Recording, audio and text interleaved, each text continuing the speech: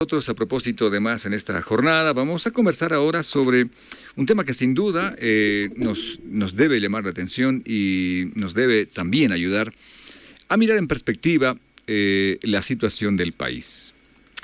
Bueno, el día de hoy vamos a conversar sobre un estudio que se ha llevado adelante muy importante, una investigación que se ha elaborado, presentada hace unos días atrás nada más. Y la investigación es muy importante porque habla de las consecuencias y de cómo se va a vivir lo que nos toca al país de aquí en adelante. Hablamos de medidas económicas que se van a asumir, hablamos de la crisis que vamos a vivir un poquito más dura de la que estamos viviendo ya, pero en todo caso, ¿qué se podría o debería de hacer? Además de qué se ha encontrado en esta investigación. Vamos a conversar sobre esta investigación que han elaborado entre dos instituciones muy importantes, la Universidad Privada Boliviana, la UPB, además de Oxfam en Bolivia. Y nos acompaña el día de hoy Natasha Morales, justamente la coordinadora de esta investigación de Oxfam en Bolivia, a quien ya le damos la bienvenida. Natasha, ¿cómo está? Buenos días, qué gusto, gracias por el tiempo y este contacto con la radio. Le saluda David Chiri, buen día, bienvenida. Buenos días, David. Muchas gracias por la invitación. Un placer estar aquí en tu programa. Pues el gusto realmente es nuestro. Leíamos un poco y veíamos el trabajo que ustedes han realizado y nuestra primera duda ha sido ¿a raíz de qué nace esta iniciativa? Pero nos parece muy acertada además. Tal vez un poco habría que, me preguntaba yo, si se hubiera hecho un poco más antes. No estoy reclamando nada, pero de repente la información es muy importante que ustedes han logrado recabar. Pero ¿cuál ha sido la motivación? Cuéntenos un poquito, por favor, ahí.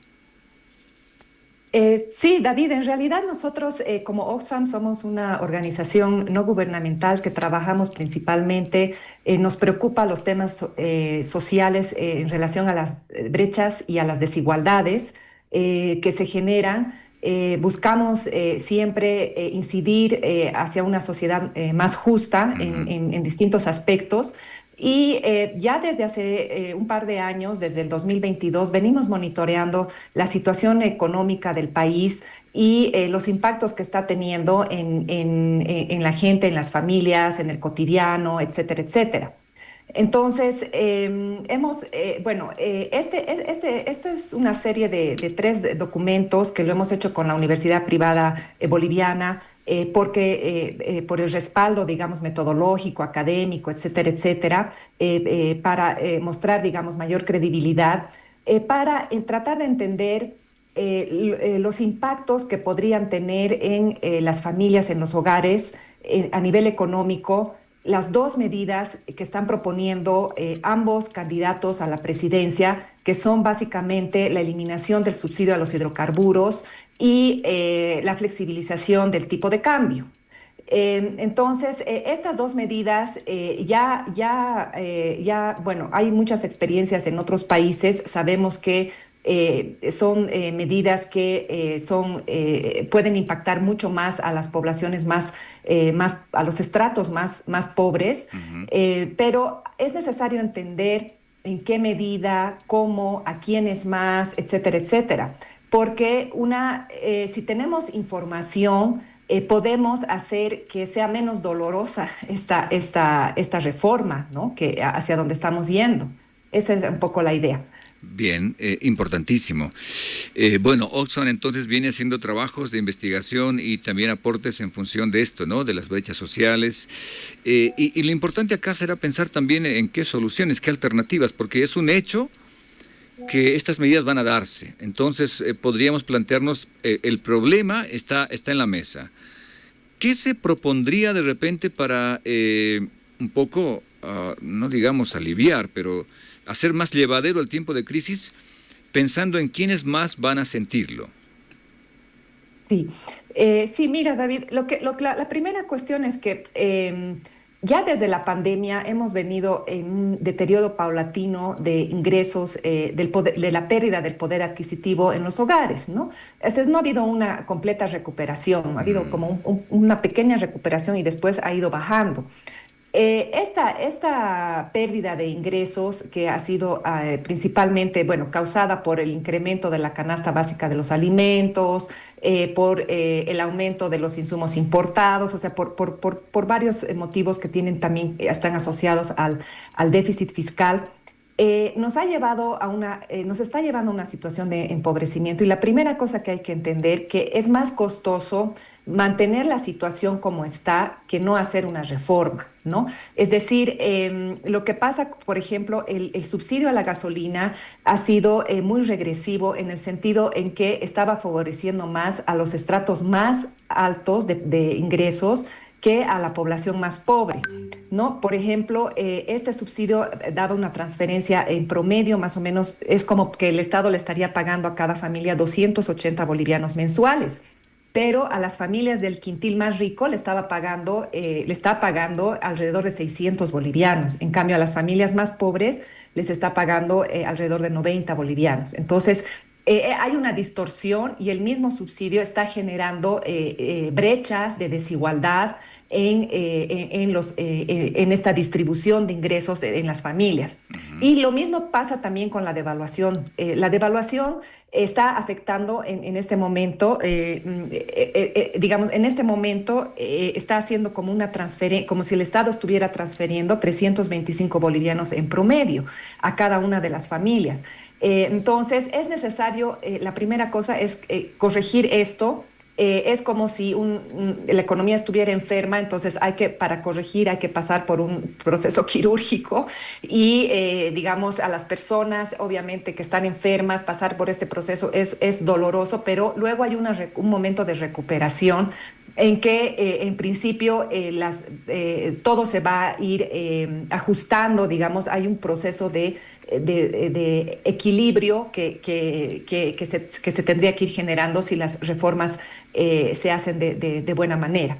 Ahora, a tu pregunta, efectivamente hay muchas cosas que se pueden hacer. Entonces, en el pasado, bueno, ya hay muchas experiencias en América Latina de las cuales podemos aprender y también de nuestra propia experiencia. En el año 1985, cuando se aplicó el decreto 21060, de las cosas que han funcionado y las políticas que no han funcionado. Entonces nosotros, antes de hablar y de decir que ese es el temor que yo tengo de ambos candidatos, es que casi dicen que van a hacer todo nuevo y en realidad hay cosas sobre las cuales podemos apoyarnos y darle más bien una mejoría paulatina en el tiempo. Entonces, una de ellas, por ejemplo, de las políticas de contención cuando hay este tipo de ajustes, es otorgar a las poblaciones vulnerables transferencias monetarias. Esto se ha hecho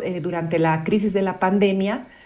No sé si se acuerdan, han dado unos bonos especiales para también, digamos, son medidas contracíclicas para que haya más circulante también en la economía y no digamos, estemos más estancados.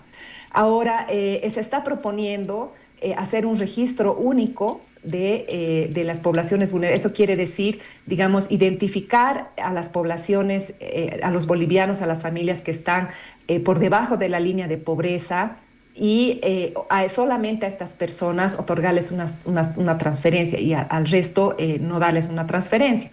Eso se ha hecho hace 20 años, se viene haciendo en varios países. El problema con este tipo de medidas es que, en primer lugar, técnicamente toma bastante tiempo y no tenemos ese registro. Es decir, nos ha costado tanto, por ejemplo, hacer el censo de población.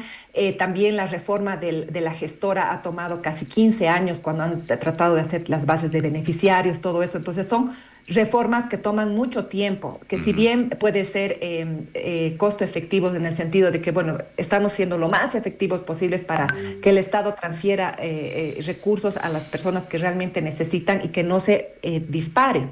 Pero también hay otra forma de hacerlo, es utilizar el esquema que ya tenemos de bonos actualmente por la emergencia. Entonces, actualmente tenemos dos bonos que son altamente costo efectivos, que uno es el bono Juana Zurduy, que otorga a las madres una transferencia. Bueno, esta transferencia se otorgaba por asistir a los controles prenatales. Esta transferencia ha sido en las evaluaciones muy positiva en el sentido de otorgar, digamos, también alimentos en ese sentido y de ser bastante redistributiva, porque la mayor parte de las familias que tienen ingresos bajos acuden al servicio de salud público. Las familias que tienen ingresos altos acuden al servicio privado. Entonces, esto ha sido bastante redistributivo y para eso sí hay datos es bastante efectivo. La otra transferencia es la renta dignidad, que si bien se da a todos los bolivianos mayores de 60 años, esta transferencia, hay algunas evaluaciones, ha sido altamente efectiva, sobre todo en las áreas rurales. Durante la pandemia, que no estaban percibiendo nada de ingresos.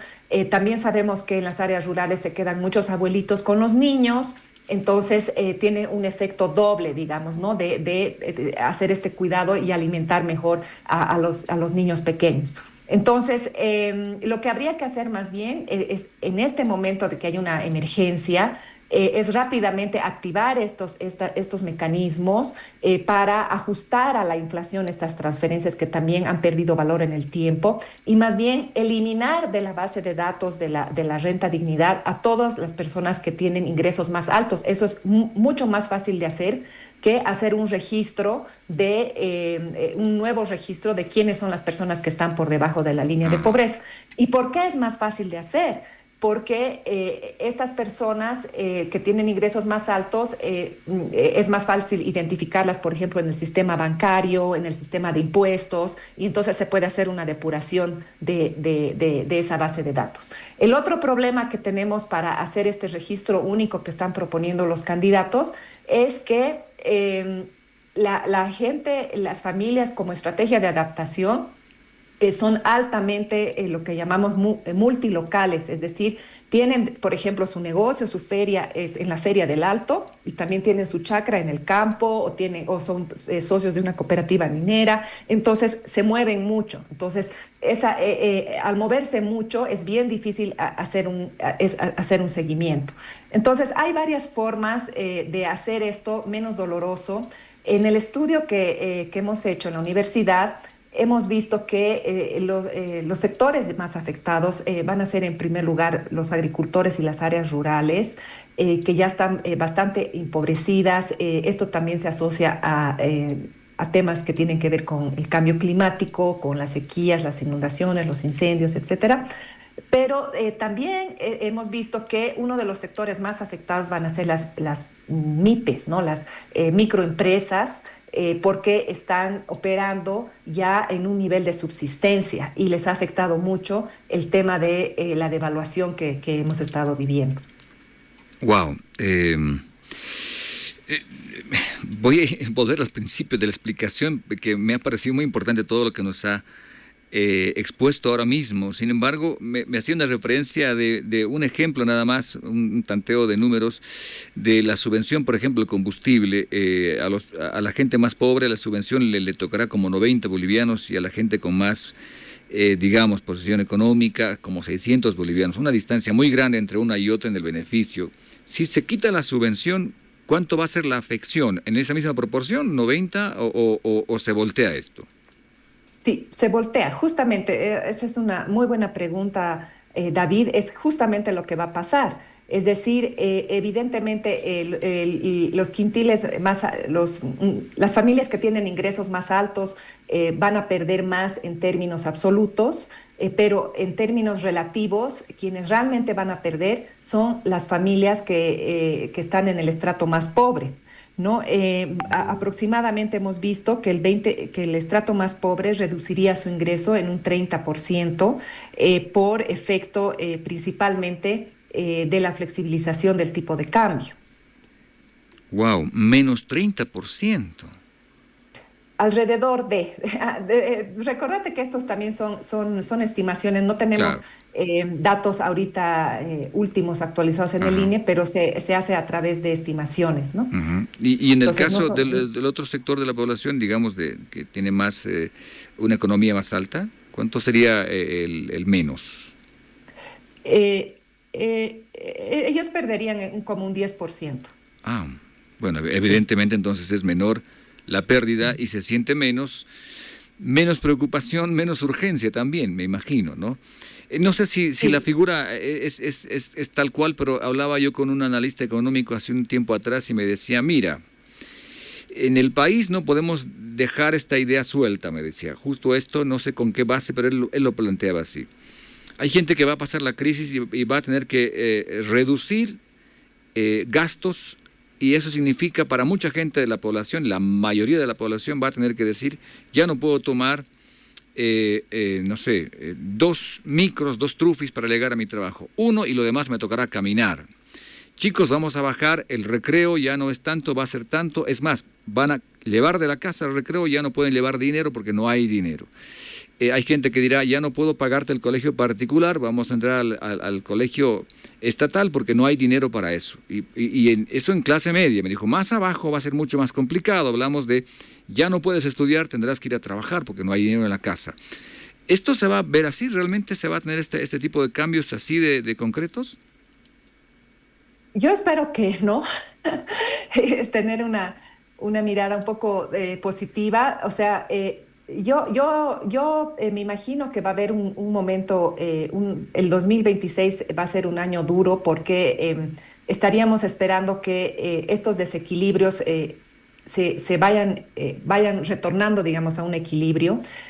Por ejemplo, si se dispara el tipo de cambio, normalmente deberíamos esperar que el tipo de cambio en algunos meses vuelva a retornar a un equilibrio en que las microempresas, las familias, los hogares tengan mayor certeza, ¿no? Mm. Entonces, este, esto, digamos, tiene unos tiempos, pero por eso es importante hablar de la necesidad de que el Estado, el próximo gobierno que entre, establezca una verdadera red de protección social, porque esto que tú estás comentando ya está pasando en cierta medida, Ajá. no tan trágico, digamos, de ya sacar a los niños del colegio, etcétera, pero por ejemplo las familias están reduciendo principalmente la composición, digamos, de sus alimentos, principalmente el consumo de carne, de pollo, que es lo más caro de una canasta básica, Ujú. y eso como consecuencia tiene consecuencias graves de largo plazo si se mantiene por mucho tiempo, porque a un niño menor de 2 años, si tú no le das la proteína mínima que necesita, va perdiendo, entramos, digamos, en un proceso de aumento de la desnutrición infantil, por ejemplo, ¿no? Y eso a largo plazo al país le cuesta más caro. Eso es lo que hay que entender, que es este tipo de situaciones donde las familias dejan de alimentarse con productos básicos como la carne, el huevo, los pollos, que son las proteínas esenciales para la nutrición de un niño. Este niño después, cuando entre al colegio, va a tener deficiencias en sus capacidades, va a tener falta de atención en el colegio y toda su vida y el resto de su vida puede estar perjudicada por un retraso, digamos, cognitivo y también por tener dificultades para encontrar mejores trabajos. Y entonces, a largo plazo, eso es mucho más costoso para un Estado. Entonces, tenemos que asegurarnos de que las familias, todos los bolivianos, tengan al menos acceso a una canasta básica de alimentos. Es por eso que el Estado tiene un rol importante. No es en esta campaña se ha hablado mucho de la estabilización, la estabilización. Sí, estamos de acuerdo, yo creo que ya hay casi que un consenso, ya todos Mm. están cansados de tanta incertidumbre, incluso las familias más vulnerables, las MIPES, están hartas de no saber qué precio poner a sus productos cuando van a vender algo, de no saber si van a conseguir o no van a conseguir sus insumos de producción, Claro. etcétera, etcétera. Entonces queremos ya tener mayor certeza para tomar decisiones y saber en qué invertir, en qué no invertir, qué ahorrar, qué no ahorrar. Eso es, creo que los bolivianos estamos de acuerdo en eso, pero lo que no se está abordando a nivel, digamos, más de propuestas estatales es que no se puede obviar, no se puede eliminar una política social sólida y una política social de emergencia. Entonces, por eso es que yo hablaba de estas transferencias. La única manera de mantener esta canasta mínima en los hogares es que el Estado pueda, por un tiempo, no vamos a decir que esto se tiene que permanecer, o sea, lo ideal es que todos los bolivianos tengan un empleo digno, tengan una empresita que funcione bien, que no, ese es el escenario ideal, pero en este momento de ajuste es importantísimo que el nuevo gobierno implemente estrategias de protección social. Qué importante. Me quedo con una figura. A veces uno piensa que contar con el celular, la tablet, la mochila es suficiente, cuando la alimentación es lo básico, es lo primero que debería de preocuparnos. Las condiciones es una cosa, pero el estar en condiciones es distinto, ¿no? Tener las condiciones a estar en condiciones cambia mucho la perspectiva. Ahora, entrando a esto de los bonos y las transferencias directas, ¿significaría crear más bonos o estamos suficientes con los que tenemos? Sí, no creo que haya que crear más bonos de ninguna manera, porque en realidad lo que tenemos que hacer es, en estos momentos que el déficit fiscal es alto, ya se ha discutido que hay que gastar, el gobierno tiene que gastar menos para cerrar esta brecha, para acceder a créditos, etcétera, etcétera. Eso sí se entiende. Entonces, ya tenemos una estructura de bonos que que está atendiendo a vulnerabilidades específicas, ¿no? Y estas vulnerabilidades específicas tienen que ver con una madre embarazada que si no se alimenta, pues va a dar a luz un niño malnutrido. O sea, y eso va a ser costosísimo para el país. Claro. Entonces, tenemos que garantizar que haya este mínimo alimento en la casa de un hogar donde una mamá está embarazada o donde hay un niño que pueda lactar y niños menores de 2 años. Y lo mismo pasa con los mayores de 60 años que no tienen jubilación. Entonces, esos son 2 grupos vulnerables. Y después, claro, la población, tenemos una ventaja importante en el país, que tenemos también un bono demográfico.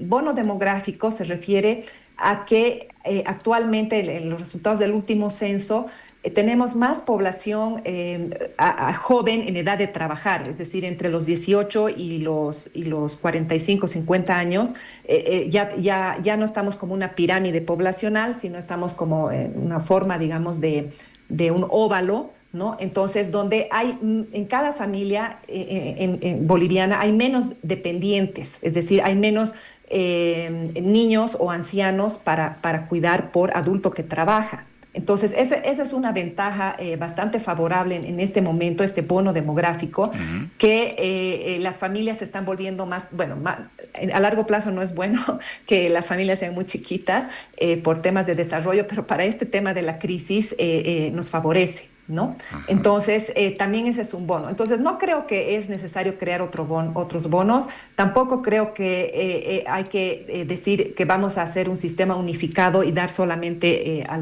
las personas que están por debajo de la línea de pobreza, porque, como te digo, esto tarda mucho tiempo hacer estos registros. Entonces, tenemos que actuar sobre lo que ya se tiene en el Estado, es decir, estas estructuras, ya se tienen unas bases de datos, porque esto es emergencia, o sea, es como está el incendio, lleve el agua, apague el fuego, ¿no? Entonces, aplica la reforma, entonces entregue las transferencias a esas familias por un tiempo, no tiene que, ¿no? Y hasta que se recuperen estos nuevos ajustes que generen mayor certeza a la población. Ojalá el gobierno entrante pueda tomar estos datos tan importantes, recomendaciones. Ojalá se tome en serio esto, porque realmente es muy importante lo que usted nos está comentando, Natasha, gracias a la Oxfam y a la UPB. El tiempo se me ha acabado, pero no puedo dejar de preguntar esto, por favor. Me voy a robar unos minutos de la siguiente entrevista que tenemos. Ok, eso es lo que el Estado podría tomar como opciones. ¿Qué podría hacer la gente? Es decir, usted me habló de los agricultores, me habló también del área rural que se va a ver afectada, y las MIPES, en general la población, y también me imagino los informales, que es la mayor cantidad de población en trabajo. ¿Qué tendría que hacer la población? Y lo voy a dividir en 2 grupos, los informales y los empresariales. ¿Qué se podría, qué se debería, qué hacemos para estar mejor también de nuestra parte? Sí. Te comento, eso es muy interesante porque en realidad la gente está haciendo lo mejor que puede. Es increíble. Bueno, hemos hecho muchas entrevistas. Yo he estado en varios mercados en la ciudad, hablando bueno, haciendo entrevistas para entender cómo está funcionando esto. Y hay un tema importante que tiene que ver con esto de la devaluación y cómo está adaptando la gente, ¿no? Entonces, lo que tú me dices, los comerciantes grandes, los mayoristas, los empresarios grandes, ya están operando al tipo de cambio paralelo. Entonces, ahí podemos decir que hay una devaluación de facto. Entonces, ellos ya están protegiendo sus ingresos y están, digamos, haciendo un mecanismo de transmisión de precios a los pequeños. Entonces, los pequeños son los que no pueden subir sus precios, están adquiriendo productos para revender o insumos para producir a precios muy altos y ellos están asumiendo el costo de la devaluación. Eso es lo que hay que entender. ¿Por qué? No es hablar de los más vulnerables, son más vulnerables porque hay este mecanismo de transmisión de precios que es injusta, ¿no? Entonces, y es injusta, ¿por qué? Porque los empresarios pequeños, los microempresarios y las microempresarias tienen mercados más pequeños, actúan casi que en competencia, pero, o sea, tienen muchas hay una casi competencia perfecta. Por ejemplo, si uno va al alto, los precios son casi los mismos y tienen miedo de perder a su clientela. Entonces, lo que ellos decían, nos decían en las entrevistas, nosotros estamos actuando al margen mínimo de ganancia. Entonces, el ajuste para ellos se está dando vía sus ingresos, sus utilidades y no vía precios como para los mayoristas, ¿no? Entonces, además de eso, ya están haciendo muchas estrategias de adaptación. Es increíble la creatividad. Entonces dicen, por ejemplo, en vez de comprar esta tela de tal calidad, estoy comprando de tal otra calidad. Entonces, lo que está pasando es que al consumidor final no le llega, hay como una contención de la inflación, pero sí hay menor calidad de los productos, ¿no? No sé si te habrás dado cuenta si vas a un restaurante, el almuerzo del día que uno consumía, ahora viene en porciones más chiquitas o ya no le ponen tanta carne. Ese tipo de cosas están haciendo tanto para sus negocios, pero también al interior de sus familias. Entonces ya vienen haciendo este proceso de adaptación, están haciendo lo mejor que pueden y realmente yo creo que va a generar un alivio a la población que se sinceren los precios, ¿no? Esto genera mucho estrés a la salud mental de los pequeños emprendedores. O sea, ahora, ¿qué precio voy a poner? ¿A cuánto voy a conseguir? Si me va a alcanzar para fin de mes, ¿no? Entonces, bajar eso yo creo que va a calmar un poco y esperemos que el próximo gobierno sea lo suficientemente responsable para hacer estas otras estrategias de contención que tienen que ver de apoyar durante esta emergencia. Qué interesante todo esto que nos comparte. Tengo 1000 preguntas más, pero el tiempo se ha terminado, qué pena. Ojalá en otro momento podamos seguir conversando. Estoy seguro que si yo abriera el teléfono en este momento, la gente llamaría y preguntaría, estoy completamente seguro. Sin embargo, Natasha, le agradezco mucho por el tiempo que nos ha regalado. Ojalá en otro momento podamos seguir conversando y nos apegamos a este último deseo también que usted lo manifestaba, que el nuevo gobierno tome decisiones inteligentes y ojalá pensadas en la mayoría, ojalá que sí. Natasha, gracias a usted, al equipo que tienen, a la Oxfam por este importante estudio también y a la UPB que nos da muchas luces también. Gracias por esto. ¿Algo más que usted nos quiera comentar? La escuchamos. Sí, bueno, David, muchas gracias por la invitación y simplemente decir que yo creo que vamos a salir adelante. Siempre hemos salido adelante como bolivianos. Entonces, las esperanzas están ahí y pensar positivo y nos va a ir bien. O sea que adelante. Qué lindo, gracias por eso. Un gusto. Sí. Hasta pronto. Listo, gracias. Chao, chao.